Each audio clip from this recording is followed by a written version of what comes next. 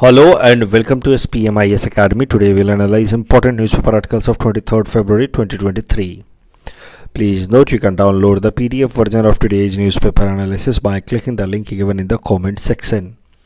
This is the list of the topics that we will be covering from today's newspaper. The first article is about Law Commission of India. The 22nd Law Commission has extended till August 2024. This topic is important from our syllabus GS paper to Indian polity point of view. समझने की कोशिश करते हैं आखिर law commission है क्या. It is a non statutory body, means a body that has been created through an executive order और notification of the government of India. क्या काम होता है लॉ कमीशन ऑफ इंडिया का, वो भी देखते हैं. तो लॉ मेकिंग प्रोसेस में रिसर्च करता है, रिव्यू करता है एग्जिस्टिंग लॉ का और सरकार को रिकमेंड करता है कि मौजूदा कानून में क्या रिफॉर्म्स लाए जा सकते हैं जो एग्जिस्टिंग लॉ हैं, और जो लॉ मेकिंग प्रोसेस है उस प्रोसेस में क्या क्या और इम्प्रूवमेंट लाया जा सकता है. That is the main role of law commission of India. It undertakes studies and research for bringing reforms in justice delivery. जो पूरा का पूरा जुडिशियल सिस्टम है उसमें कैसे एफिशिएंसी लाई जा सकती है, उसको कैसे ट्रांसफॉर्म किया जा सकता है फॉर सम बेटर आउटकम, उसको भी स्टडी करके रिकमेंड करता है law commission. Study systems for elimination of delay in procedure और speedy disposal of cases, because this is one major problem in Indian judicial system, the pendency of cases and a lot of delay in delivery of judgments. तो इसको address करने के लिए भी क्या क्या steps लिए जा सकते हैं वो law commission of India recommend करता रहता है time to time to the government of India. अगर बात की जाए कॉम्पोजिशन की या एलिजिबिलिटी की लॉ कमीशन की, तो there is no fixed composition कि कितने मेंबर्स होने चाहिए लॉ कमीशन के.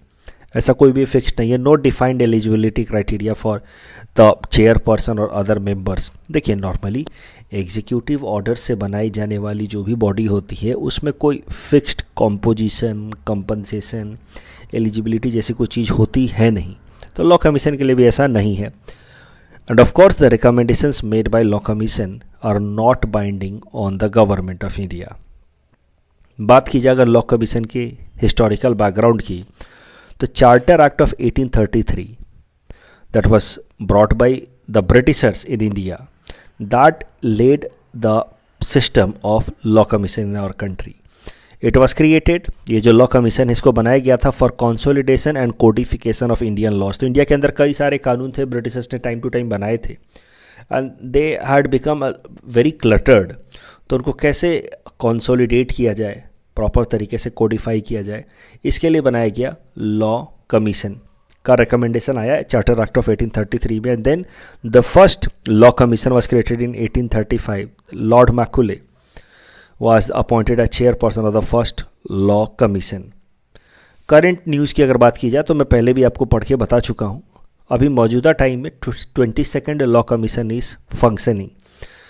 और नॉर्मली किसी भी लॉ कमीशन को कंपोज किया जाता है तो वो 3 साल तक काम करता है. मौजूदा जो 22वां लॉ कमीशन है वो अब हाल फिलहाल में उसको एक्सपायर होना था, उसके सेशंस ख़त्म हो रहे थे, but then the government has extended it for 1.5 years more and now it will be applicable.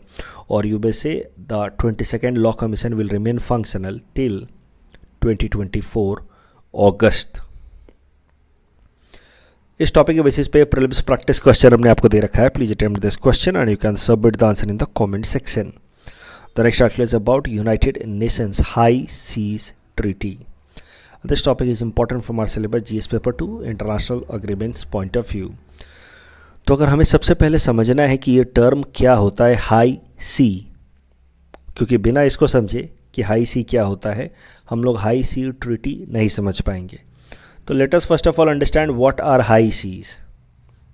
और हाई सी समझने से पहले हमें समझना होगा अबाउट दिस इंटरनेशनल लॉ जिसका नाम है United Nations conventions on law of sea. ये एक इंटरनेशनल एग्रीमेंट है. 1982 में it came into effect. In fact it came into effect on 16 November 1982 to be very precise. तो ये जो लॉ है international law United Nation conventions on laws of sea, इसकी मदद से जो ओशन का पार्ट है, ओशनिक जोन है, उसको अलग अलग सेगमेंट्स में डिवाइड किया गया है. जो कोस्ट से लेकर के 12 नॉटिकल माइल्स तक का जो डिस्टेंस है that has been declared as a territorial water territorial water का मतलब है कि this region will be as good as the territory of the country itself, जिसका ये लैंड शोर है. Means this land up to 12 nautical miles, the land and the water will be part of the territory of the country to which this shore belongs to.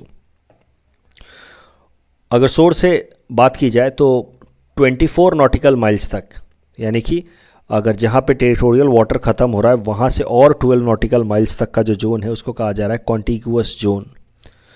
और shore line से 200 nautical miles तक के reason को कहा जा रहा है exclusive economic zone. Exclusive economic zone का मतलब ये है कि यहाँ के जो रिसोर्सेज हैं, marine resources, they can be utilised by the country to which this shore belongs, but that land in general और the water in general will not be part of the territorial jurisdiction of the country. The sovereignty of this country will not be enjoyed in these regions.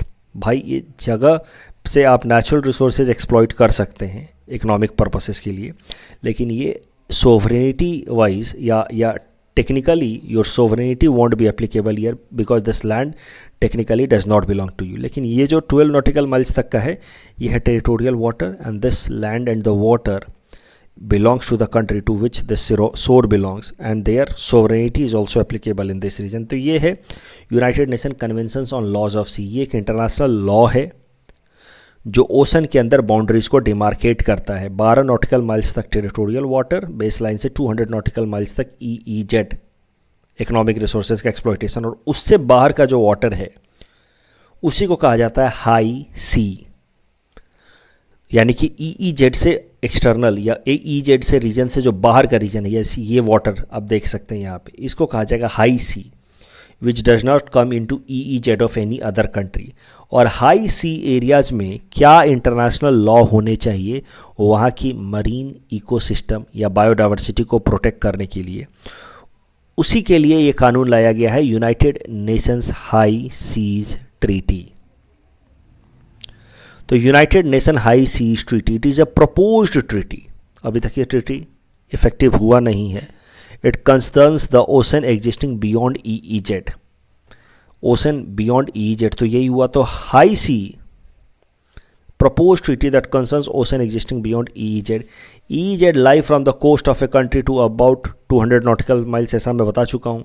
तो उसके बाहर का जो area है उसी को कहा जाता है high sea. And this proposed treaty, it deals with the biodiversity beyond a natural jurisdiction. So this is the natural jurisdiction, और इसके beyond biodiversity कैसे प्रोटेक्शन करना है उससे कंसर्न है इस पर्टिकुलर लॉ का. इसीलिए इस लॉ को, जो United Nation high sea treaty है, प्रोपोज्ड लॉ, इसको कभी कभार पेरिस डील या पेरिस एग्रीमेंट फॉर ओशन भी कहते हैं, क्योंकि पेरिस एग्रीमेंट एटमॉस्फेयर प्रोटेक्शन या आप कह सकते हैं क्लाइमेट चेंज के रिगार्डिंग में एक सबसे इंपॉर्टेंट इंटरनेशनल एग्रीमेंट है that has been signed under United Nation framework convention on climate change in conference of party number 21 that was held in Paris in 2015. तो पेरिस डील जो climate change के impact को mitigate करने के लिए है, उसी का आप कह सकते हैं काउंटर पार्ट है, क्योंकि Paris agreement is basically associated with the atmosphere, और इसी को ओशनोस्फेयर में इम्प्लीमेंट करने के लिए, वहाँ की इकोसिस्टम और बायोडाइवर्सिटी को प्रोटेक्ट करने के लिए लाया गया है United Nation high sea treaty. And this United Nation high sea treaty for the same reason is known as Paris agreement for the ocean.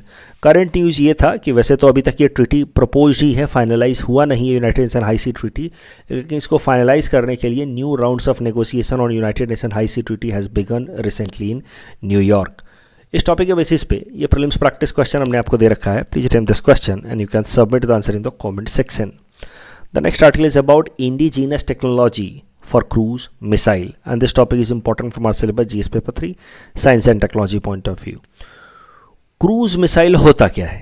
Cruise missile को आप गाइडेड मिसाइल भी कह सकते हैं, क्योंकि उसमें एक बार आप टारगेट प्री सेट कर दें तो वो अपने हिसाब से टारगेट को सीख करके, या आप कह सकते हैं ट्रेस करके हिट करता है.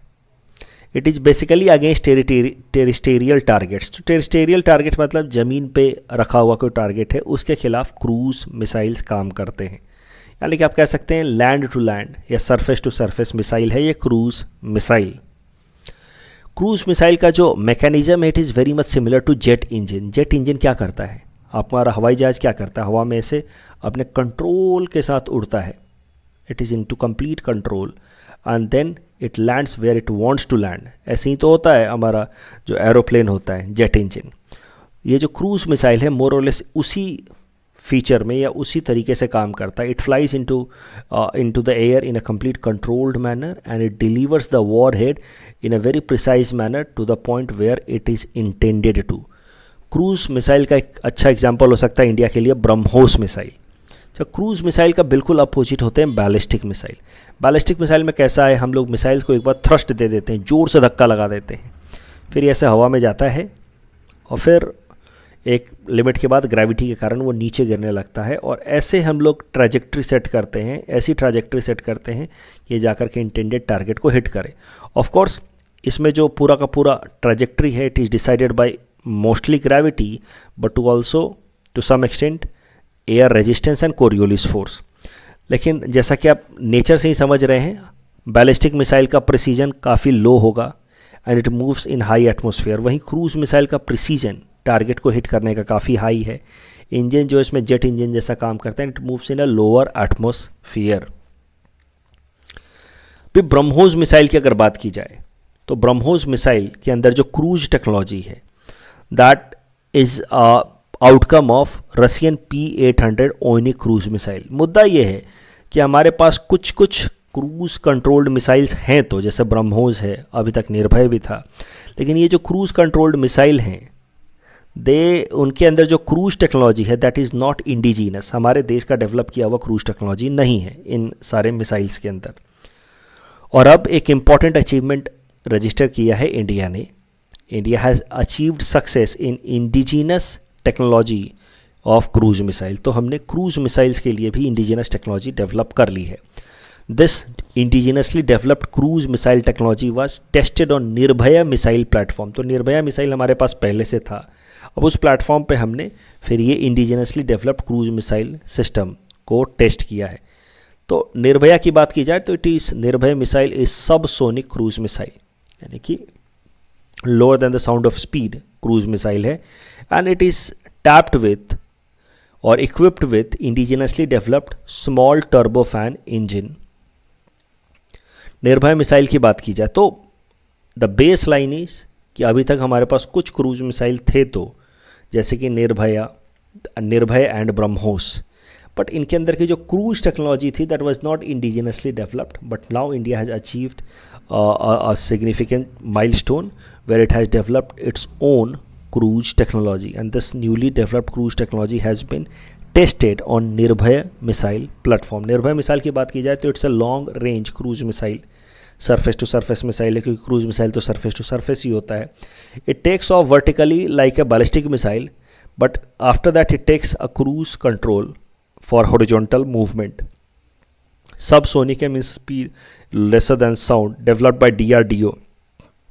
It can carry conventional as well as nuclear warhead. It can operate in all weathers. Its range is about 1000 km. It's terrain hugging missile. Terrain hugging missile means surface से बिल्कुल थोड़ा सा ऊपर ये move करता है. Terrain hugging missile.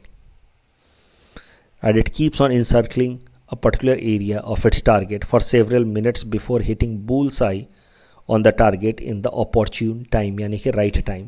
It is difficult to detect by enemies' radars. The next article is about AstroSat. It is also important from our syllabus GS paper 3 Science and Technology point of view. AstroSat, देखिए AstroSat कोई नया satellite है नहीं. AstroSat को बहुत पहले 2015 में ही 28 सितंबर को इंडिया ने लॉन्च किया था with help of PSLV. AstroSat एक छोटा सा सैटेलाइट है जो लोअर अर्थ ऑर्बिट में रिवॉल्व कर रहा है अराउंड द अर्थ, जिसको लॉन्च किया था इसरो ने 2015 में. ये एक तरीके का मल्टी वेवलेंथ स्पेस ऑब्जर्वेटरी है, यानी कि अलग अलग तरह के वेवलेंथ वाले इलेक्ट्रोमैग्नेटिक वेव्स की मदद से, जैसे एक्सरे हो गया, अल्ट्रावायलेट रेड्स हो गए, उनकी मदद से ये स्पेस को ऑब्जर्व कर रहा है. तो एक छोटा सा सैटेलाइट है AstroSat, multi wavelength space observatory है. अलग अलग तरह के वेवलेंथ के इलेक्ट्रोमैग्नेटिक वेव्स या लाइट्स का इस्तेमाल करके ये स्पेस को ऑब्जर्व करने में काम आता है. वेट इसका लगभग 1515 किलोग्राम्स हैं। न्यूज़ में क्यों आया है यह हाल फिलहाल में? इसरो ने तो इसको 2015 में ही लॉन्च कर दिया था, लेकिन now ISRO has allowed the scientific communities of our country to use the data collected by AstroSat for better analysis. तो you see, ISRO has recently made an announcement of opportunity to allow scientists and researchers to analyze data from the first dedicated Indian astronomy mission ASTROSAT। तो ये data की मदद से हमारे जो scientists हैं वो क्या क्या पता कर सकते हैं। They can estimate magnetic fields created due to neutron stars. They can detect new briefly bright X-ray sources in the sky। तो पूरे यूनिवर्स में कभी कभार एक्सरेज का एक बर्स्ट होता है। ये बर्स्ट एक्सरेज का कहाँ से हो रहा है, इसको भी एस्ट्रोसैट जो एक ऑब्जर्वेटरी सैटेलाइट है उससे अटेन किए हुए डेटास के एनालिसिस की मदद से हम समझ सकते हैं। We can also understand the birth of star. We can also understand about high energy processes in the star system lying beyond our own galaxy. इस टॉपिक के बेसिस पे प्रीलिम्स प्रैक्टिस क्वेश्चन हमने आपको दे रखा है। Please attempt this question and you can submit the answer in the comment section. The next article is about Assam Public Safety Measures Enforcement Bill of 2023. This topic is important from our syllabus GS paper 5 Assam issues point of view. हाल फिलहाल में Assam state cabinet ने कुछ important फैसले लिए हैं, उसमें एक important bill propose किया गया है, उसका नाम है Assam public safety measures enforcement bill 2023। इस बिल में क्या कहा गया है, कोई भी ऐसी बिल्डिंग जो ग्राउंड फ्लोर +2 हाइट की है, minimum ground floor G+2 building है, उन सारी बिल्डिंग्स में अगर कहीं पे भी पब्लिक कांग्रेगेशन होता है, यानी कि लोग इकट्ठा होते हैं, कोई भी पब्लिक बिल्डिंग है, कोचिंग सेंटर है, शॉपिंग मॉल है, G+2 वाला, तो ऐसे जितने भी एरियाज है जहाँ पे पब्लिक कांग्रेगेशन होता है, लोग इकट्ठा होते हैं, वहाँ पे CCTV कैमरा लगाया जाना है बाय द ओनर्स और managers of that particular premises. और ये जो CCTV कैमरा लगाने का काम है, that must be completed with in 6 months of the enactment of this law. इसको इसलिए लाया जा रहा है ताकि ओवरऑल सेफ्टी सिक्योरिटी लोगों की इंश्योर कराई जाए इन अ कॉमन प्लेस। और ये जो CCTV कैमराज लगाए जाएंगे पब्लिक प्लेसेस में, उसकी फुटेज जो है वो 30 दिनों तक मिनिमम स्टोर करके रखी जानी है ताकि सिक्योरिटी एजेंसी जब चाहें उसको एक्सेस कर पाएँ।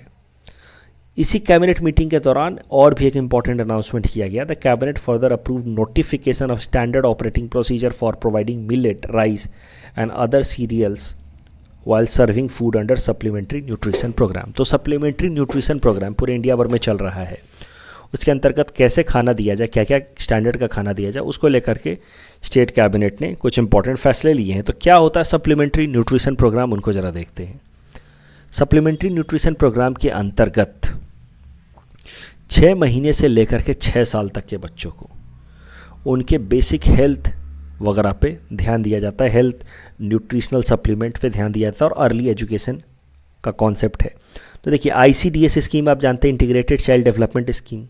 ICDS के अंतर्गत आंगनवाड़ी सेंटर्स में 6 महीने से लेकर के 6 साल तक के बच्चों तक का early childhood care and nutrition पे ध्यान रखा जाता है। उसी early childhood care and nutrition को स्ट्रेंथन करने के लिए अंडर ICDS, जिसमें आंगनवाड़ी सेंटर्स में बच्चों को भेजा जाता है, वहाँ पे ICDS के अंतर्गत ये चलाया गया supplementary nutrition program. This scheme is implemented through network of anganwadi workers through ICDS and urban area through NGOs। तो वहाँ पे बच्चों को उनके न्यूट्रिशन पे ध्यान देने के लिए आंगनवाड़ी सेंटर में, in rural areas and urban area में NGOs पे 6 महीने से लेकर के 6 साल तक के बच्चों को बेहतर तरीके से न्यूट्रिशन मिल पाए, इसके लिए चलाया गया है सप्लीमेंट्री न्यूट्रिशन प्रोग्राम। कल जो मैं आपको प्रैक्टिस क्वेश्चन दिया था उसका आंसर देख लेते हैं। ये जो क्वेश्चन है इसमें तीसरा स्टेटमेंट जो है वो गलत है। CTBT has not come into force till now. बाकी पहले और दूसरे स्टेटमेंट सही हैं, सो correct answer is 1 and 2 only. First loss default guarantee system से रिलेटेड ये दोनों स्टेटमेंट सही हैं, सीधा सीधा ये स्टेटमेंट है, कल मैंने कराया था न्यूज़पेपर एनालिसिस में। So correct answer is option C। That's all from our side for today. Thanks for watching.